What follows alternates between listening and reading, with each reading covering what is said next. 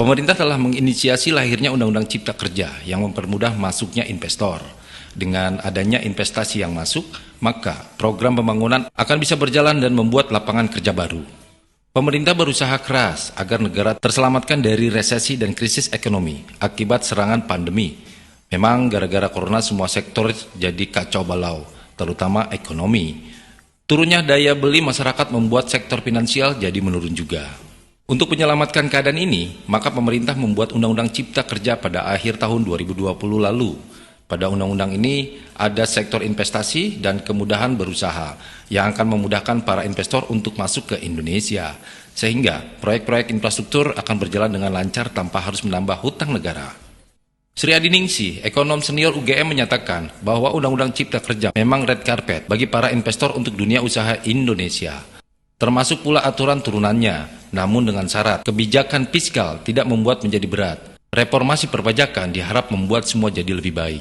Sri menambahkan, Indonesia harus bisa memanfaatkan kerjasama ekonomi yang sudah dilakukan dengan berbagai negara. Hal itu merupakan salah satu pintu masuk investor datang ke Indonesia.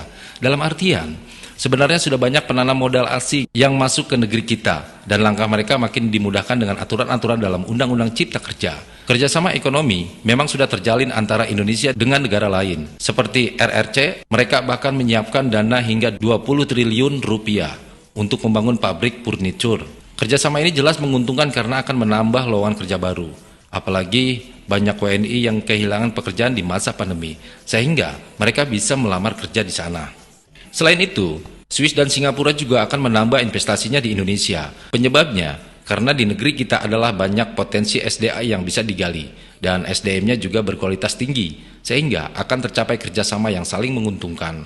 Sudah jelas bahwa Undang-Undang Cipta Kerja akan memudahkan para investor untuk masuk ke Indonesia, karena aturan akan dipermudah, misalnya untuk masalah perizinan. Jika dulu harus menunggu sampai berbulan-bulan, sekarang hanya 7 hari kerja. Pengurusan juga bisa via online, sehingga sangat praktis, hemat waktu, biaya, dan juga ongkos transportasi. Juga bisa diurus jarak jauh ketika investor masih ada di negerinya sendiri. Masyarakat tidak perlu khawatir akan banyaknya investor yang masuk ke Indonesia dan pikiran macam-macam, karena akan diatur oleh Badan Pengelola Investasi, sehingga akan lebih memiliki manajemen yang baik dan terstruktur. Badan yang dikepalai oleh Menteri Luhut B. Panjaitan juga bertugas untuk mengawasi investasi, sehingga tidak ada kebocoran atau hal-hal buruk lainnya. Dengan adanya Badan Pengelola Investasi, maka akan bisa mengawasi investor lebih ketat, sehingga kerjasama akan dipastikan sangat menguntungkan bagi kedua belah pihak. Jadi, anggapan bahwa investasi adalah perbudakan modern sangat salah, karena harus menguntungkan satu sama lain. Ketika ada yang mulai error, maka akan langsung disemprit oleh Badan Pengelola Investasi.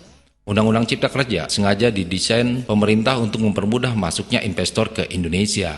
Ketika undang-undang ini dilaksanakan di lapangan, maka penanam modal asing akan percaya, lalu berbondong-bondong masuk ke Indonesia.